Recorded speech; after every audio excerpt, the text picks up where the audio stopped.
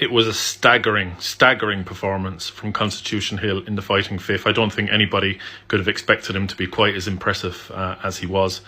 You know, it was by quite some way the best ever run at Newcastle over 2 miles, the best ever performance in the fighting fifth hurdle. It was a £4, technically on RPRs, it was a £4 improvement on his Supreme run where he smashed all records. He's a remarkable hurdler. He's such a fantastic talent. He really is.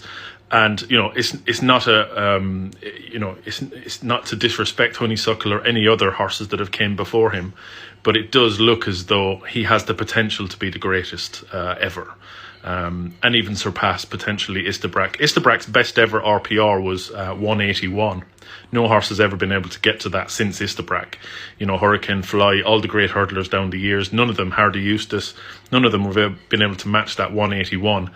Constitution Hill looks like he might just have that ability to do so. The only thing that might stop him being able to get up to that level is a lack of competition. You know, the champion hurdle looks as though it might only have 4, 5, 6 runners at most, which would be a shame, but it is just a reflection of the division and his likely dominance. The speed figure that he put together on Saturday was just outstanding. You know, like, I know Honeysuckle has a band of fans, and some people, like the most loyal of her fans, would say she can only beat what's in front of her. She's got no chance of beating Constitution Hill.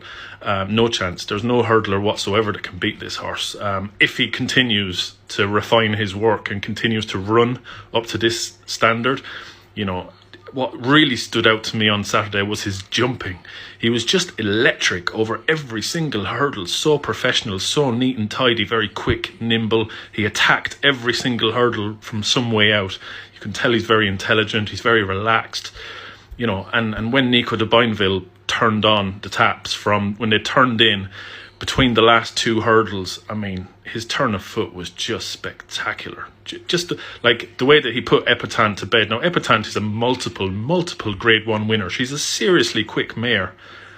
And he just tied with her. Absolutely tied with her. It's like she wasn't even there. And if you were to ignore Constitution Hill and look behind him at the race happening behind him, what you would have seen is Epatante gaining her revenge on Not So Sleepy in a pretty decent Grade 1, a repeat of last year's race. But Constitution Hill was just in a league of his own, in a race of his own. It's one of the best performances I've ever seen from a hurdler.